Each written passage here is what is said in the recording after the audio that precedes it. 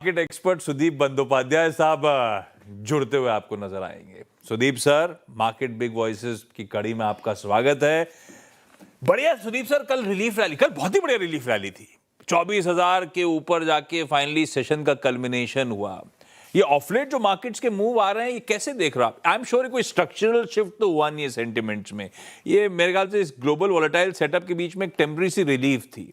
तो ऐसे में मार्केट्स पर आप जैसे दिग्गजों का व्यू बैठ क्या रहा है? क्या कर रहे हो आप लोग? कुछ कैश में बैठे हो या सारा डिप्लॉय कर डाला आपने? नहीं नहीं, बिल्कुल डिप्लॉय नहीं कर डाला है। कैश पे तो बैठे ही है।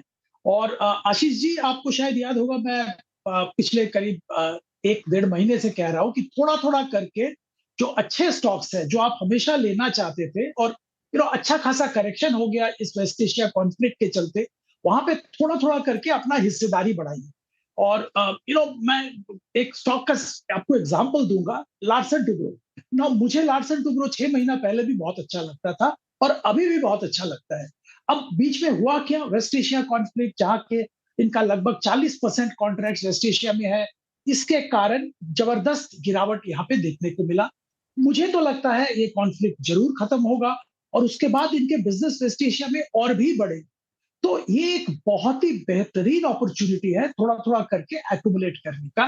थोड़ा थोड़ा इसीलिए कह रहा हूँ कि जैसे आपको भी मालूम है कि ये जो वेस्ट एशिया वाला जो इशू है, ये खत्म नहीं हुआ है। हाँ, उम्मीद है कि कुछ ना कुछ सोल्यूशन बहुत जल्द निकल आएगा, पर अभी तक सोल्यूशन निकला नहीं। कल बहुत पॉजिटिव थे सब, आज सुबह थोड़ा बहुत उसमें क्वेश्चन मार्क्स आ रहे हैं। पता नहीं बहुत जल्दी कोई सोल्यूशन होगा या इसमें और भी टाइम लगेगा, पर ओवरऑल एक पॉजिटिव दिशा में हम लोग बढ़ रहे हैं। और इसको कह सकते हैं बिगिनिंग ऑफ द एंड, ये मैं कहूंगा। एंड नहीं कहूंगा, beginning of the end of the West Asia conflict, ये मैं जरूर कहूंगा। ज्यादा दूर नहीं है उस कॉन्फ्लिक्ट के खत्म होने से, अभी खत्म नहीं हुआ ऐसा कह लीजिए। ये सुदीप सर, मैं इधर उधर हिलता हूं तो मेरे पास तो वीडियो जर्नलिस्ट हैं, वो मेरे को मेरा कैमरा हिला लेते हैं मेरे साथ। ये आपके साथ कौन है? आपका कैमरा कैसे हिल रहा था? मेरा एक्चुअली ऑटो में सेट है, पता नहीं, मैं हिलता हूं तो ऑटोमेटिकली हिलता हूं। ये सही है। आप, क्योंकि वो मैंने ऑब्जर्व करा था, आप जब हिल रहे थे तो कैमरा भी मूव कर रहा था ब्यूटीफुली। खैर, अच्छा सुदीप सर, कैश हल्का हल्का डिप्लॉय करना, तो पहला पार्ट, आप इस समय फिर कितने कैश पे बैठे हो, कितना डिप्लॉय कर लिया आपने? दूसरा, आपने एलएनटी जैसे कुछ विकल्प मेंशन करे जो आपको पसंद आ रहे हैं, आगे चर्चा में लेकर आता हूं, बाकी आपकी प्रेफर्ड पिक्स कौन सी होंगी। लेकिन सारा सरदर्द भारतीय बाजारों का, इवन रुपए की कमजोरी का, मेरे ख्याल से एफआईआईज का जो आउटफ्लोज है वो है। और आज की कहानी नहीं है, पहले हम चलते नहीं थे, पूरा एशियन पीयर्स चलते थे तो हम अंडर परफॉर्म कर रहे थे। अब तो हम ऑफलेट गिरे भी हैं काफी अच्छा खासा। उसके बाद भी कई सारी रिपोर्ट्स हाईलाइट करती हैं अभी भी वैल्यूएशन का कंफर्ट इंडिया के फेवर में आता नहीं है। तो समीकरण बैठ कैसे रहे, फिर ये इवेंचुअली आएंगे कब? देखिए, ये कहानी तो बहुत लंबी है। अक्टूबर 24 से ये सिलसिला चालू हुआ था और अभी भी वो सिलसिला चल रहा है। और ये वेस्ट एशिया कॉन्फ्लिक्ट तो एक एडिशनल एंगल उस सिलसिले में जुड़ गया है।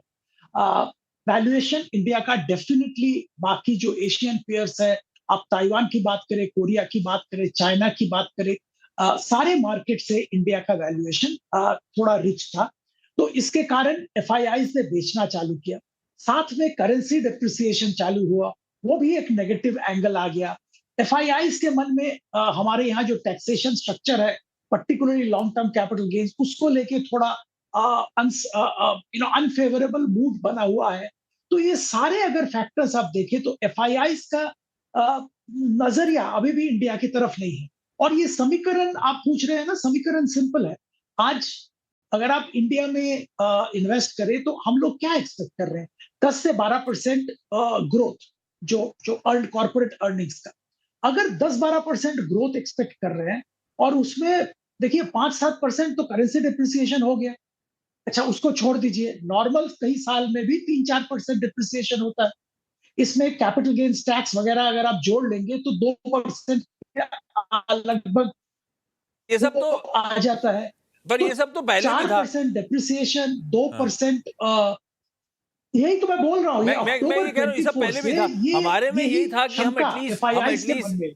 हम हमारा इंडिया इंक एटलीस्ट इतना बढ़िया ग्रो करता था, इस तरह के रिटर्न्स देता था कि एफआईआई का सारा दर्द वर्द छुप जाता था उन सब के बीच में।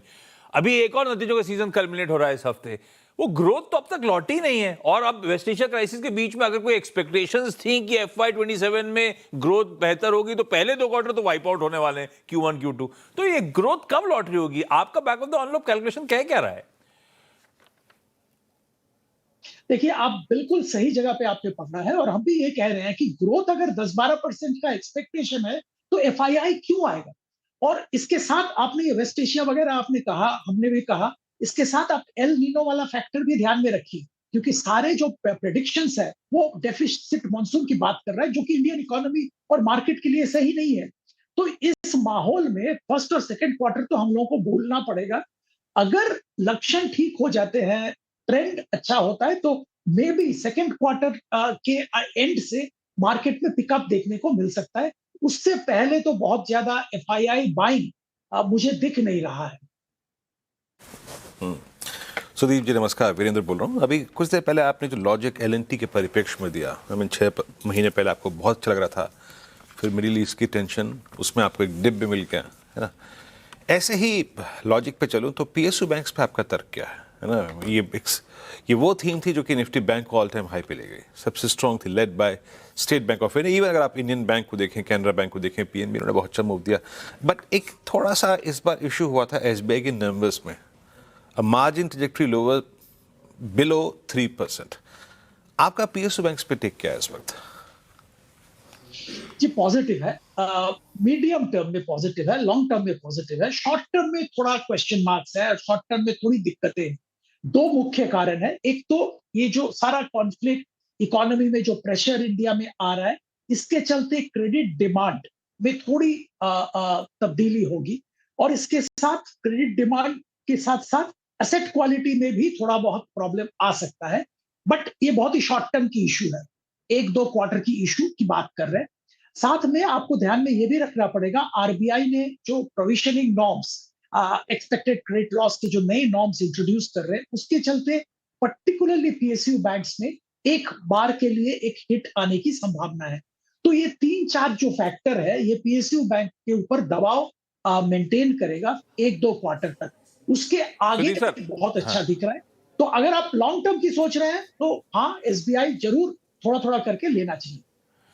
अच्छा, किसी भी वक्त भारत इकोनॉमिक संवाद की शुरुआत होने वाली है। सुदीप सर, एक एलएनटी का क्यू दिया जहां पे आप पैसा डिप्लॉय कर रहे हो, क्विकली आपके प्रिफर्ड फंडामेंटली स्ट्रॉन्ग आइडियाज जो आप निबल कर रहे हो, जहां पे आप अपना कैश डिप्लॉय कर रहे हो। एलआईसी मुझे बहुत अच्छा लगता है, और ये जो नतीजे भी आए हैं मुझे अच्छे लगे, और मुझे लगता है एक पिकअप का टाइम वापस आ गया है। और हम लोग तो यहाँ पे 1200 रुपया तक का टारगेट 1 साल के लिए देख रहे हैं, और यहाँ पे बिल्कुल खरीदारी की सलाह दे रहे हैं। पर सलाह वही रहेगी, थोड़ा थोड़ा करके लीजिए, हड़बड़ा के लेने की कोई जरूरत नहीं है। मार्केट वोलेटाइल है, करेक्शन कहीं भी आ सकता है, पर लेना चालू करिए जरूर। एलएनटी उधर था जो पसंद आ रहा था, और दूसरा दिग्गज है लाइफ इंश्योरेंस कॉर्पोरेशन ऑफ इंडिया, जो सुदीप सर का preferred idea. Sudeep sir, thank you so much जुड़ने के लिए। क्विकली मार्केट टेक्निकल्स पे चर्चा करने के लिए कोटक सिक्योरिटीज के